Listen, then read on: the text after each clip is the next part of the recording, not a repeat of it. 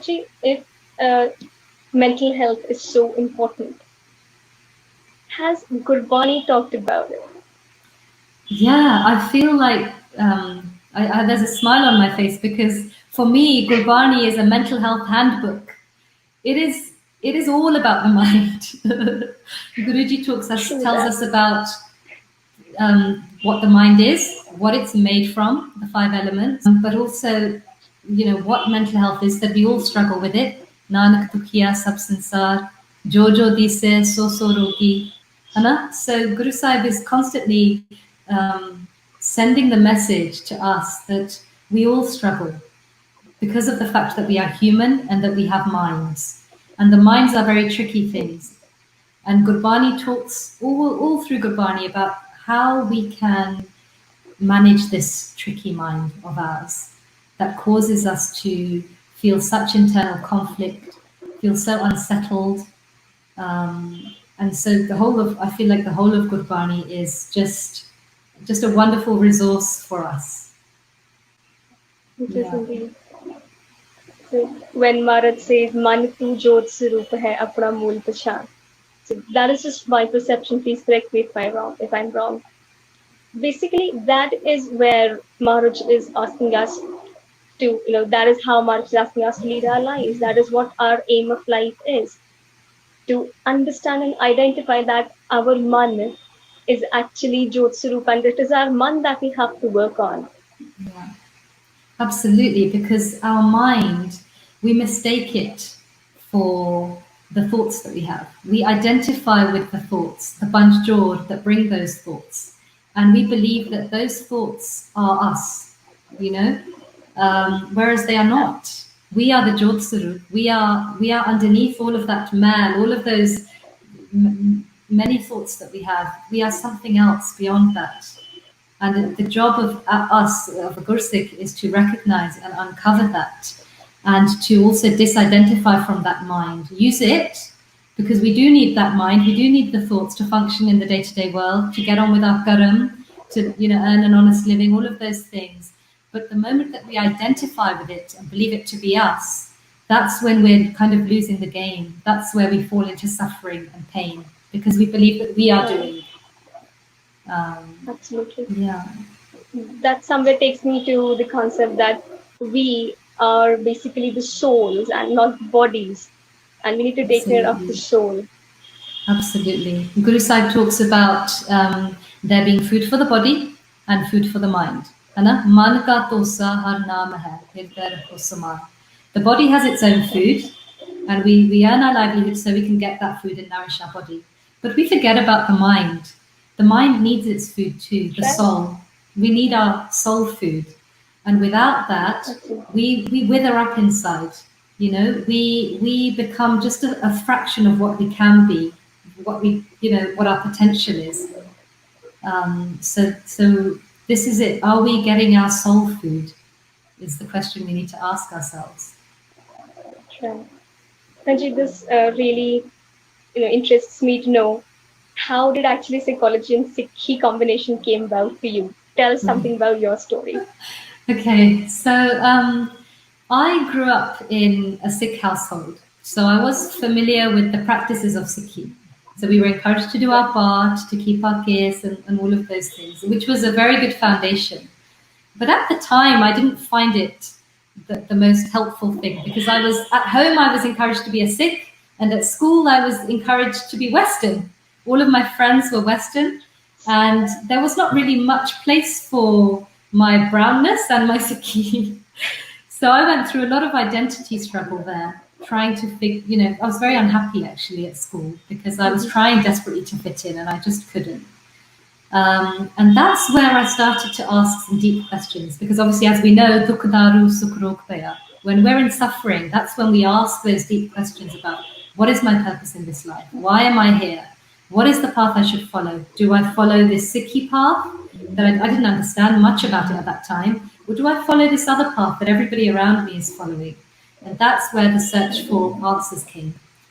And that's where then I thought, okay, if I study psychology, I'll be able to learn more about the mind, and I'll be able to help others as well. And as I grew older and my connection with Sikhi deepened, I realized that all the answers were actually within the Sikhi. And the psychology was kind of just playing catch up, really, to that. So, yes, now I can't separate the two, because the way that I practice psychology is 90% influenced by my understanding of Sikhi, because I just see the healing potential that it has. Yes, absolutely. And the good thing here in the way that psychology is taught here is that you're taught a range of different models. You know, different theorists, psychologists, all the way through have developed all these theories about the mind, their own theories.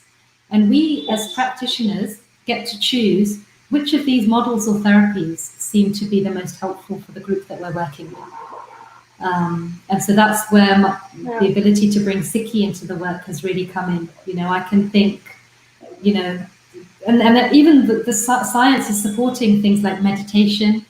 So that's massive here in our psychology practice now, when it wasn't at all years ago. So that's absolutely. Yeah.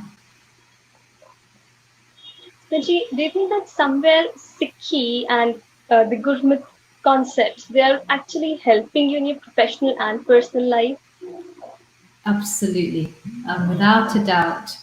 Sikhi is the thing that grounds me as a person. It gives me my purpose, right? Because, you know, बहुत जन्म बिछड़े थे माधो ये जन्म तुम्हारे लिखे.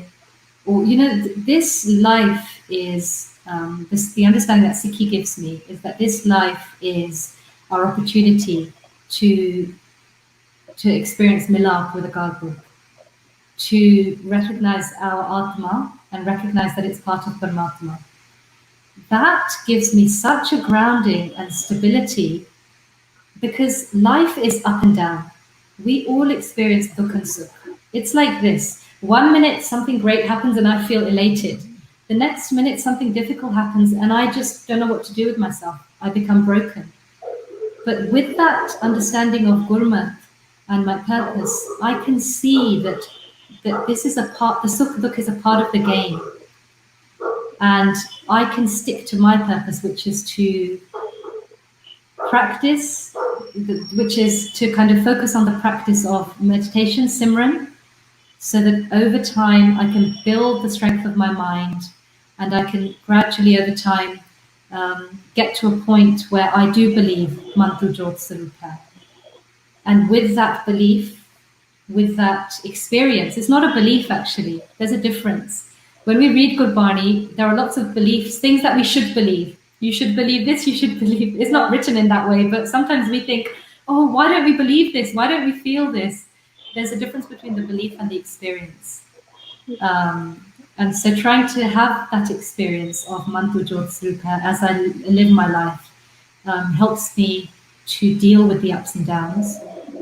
And it helps me as a psychologist because in so many ways, I think I could talk about this for hours, but a couple of key points in the way that it helps with psychology, not only that it gives me a paradigm for healing that I can share with others, that I can use on myself, but the principles of a Sikh, compassion, humility, the recognition that you are not the doer, that Vaheguru is the doer, helps me when I have patients and I'm working with clients that need a compassionate space, that need somebody who is humble, because all of their life they have experienced trauma from people who haven't given them compassion, from people who haven't been humble and have, you know, just oppressed the person sitting in front of me. So my job is to offer that space. And I can only do that when I am in touch with the truth, you know, that the Atma. The other thing I was going to say is that it also helps me to realize that I am not in a position to cure anybody or heal anybody. That it is not me doing this, because sometimes when clients don't get better, you feel a sense of you've done something wrong. Or when clients do get better, you think, oh, it's me. I'm such a brilliant psychologist that I've managed to cure these people. And so you end up in that yo-yo again, when I can recognize and connect with what Guru Sahib says, that we are puppets and he's the puppet master, what we do comes through us from them, from there, then that helps me a lot to stay balanced. Anji, how can actually Sikhi help us in building that routine, that mental health care routine? Yeah. So I think that Sikhi has given us certain practices that we can embed within our lives. And by practices, I do also mean the routine of Nitnem and the Ishnan and all of those things. Those are important.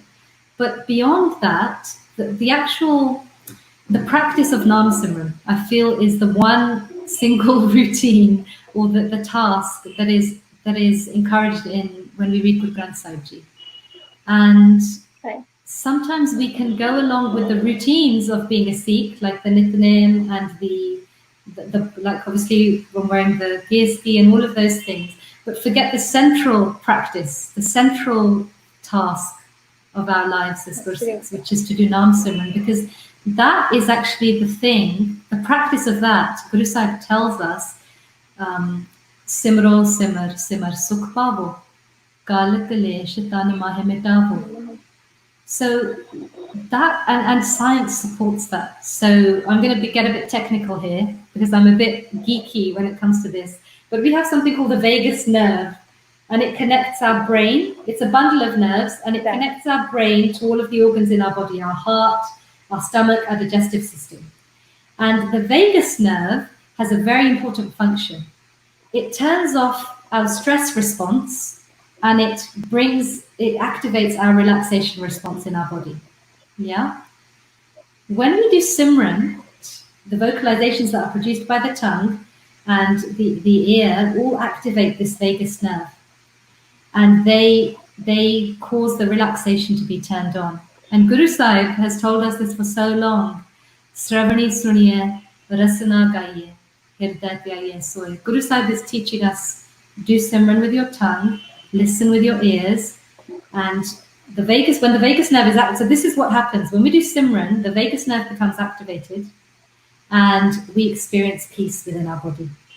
And that is supported by science. And that's why meditation has become so well used within psychology now, within psychological therapy, because it affects us on a real level and we can see that. Sometimes when Guru Sahib says something, we don't quite believe it. When we read it, and we think, okay, it can't be that easy, just doing Simran and you can experience peace.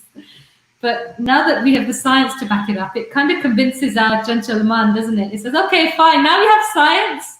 We can kind of digest what Guru Sahib is saying. So I think that's very powerful. And, we could go on for days talking about Simran and how actually it's very difficult to do. But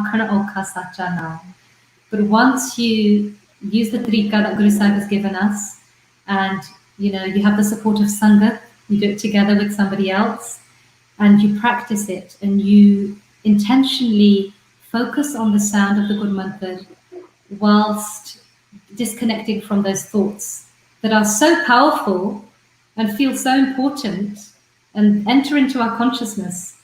When we are able to immerse ourselves in the sound of the Guru Mantra, then we begin to experience peace. And that's when we know that what Guru Sahib is saying is truth. When we experience peace, and those moments of peace become longer moments of peace, and that's when we really know that we are on the right track. And Guru Sahib, we accept Guru Sahib as our guide then, because we know from experience. I feel that, I don't know if this is true, but I feel that Guru Sahib would encourage us to not just take things at face value. True. Guru Sahib would say, if you want to you can read this, you can read it all day long, but until you do the practical, you won't believe it. And that's normal as well. It doesn't make you a bad Sikh if sometimes you have doubts. Because again, remember the separation between the Atma and the Man. It's not the Atma that's having doubts, it's not the essence of you that's having doubts, but it's the mind that's bringing doubts. And that's the job of the Panj. They are instructed by Gurpurk in this game of life. The mind is the player. The Panch Jor are meant to distract us from our true purpose, which is to discover our true selves and to meet Garbuk in this life, experience peace, halak sukh and balak sukh. So the mind is very tricky, basically. Although Yeah. Sikhi is Khanya Tikhi Walo Nikki, but Maharaj has given us those Absolutely. beautiful, those strategies that we can actually apply and see how beautiful is Sikhi. Absolutely. That's it.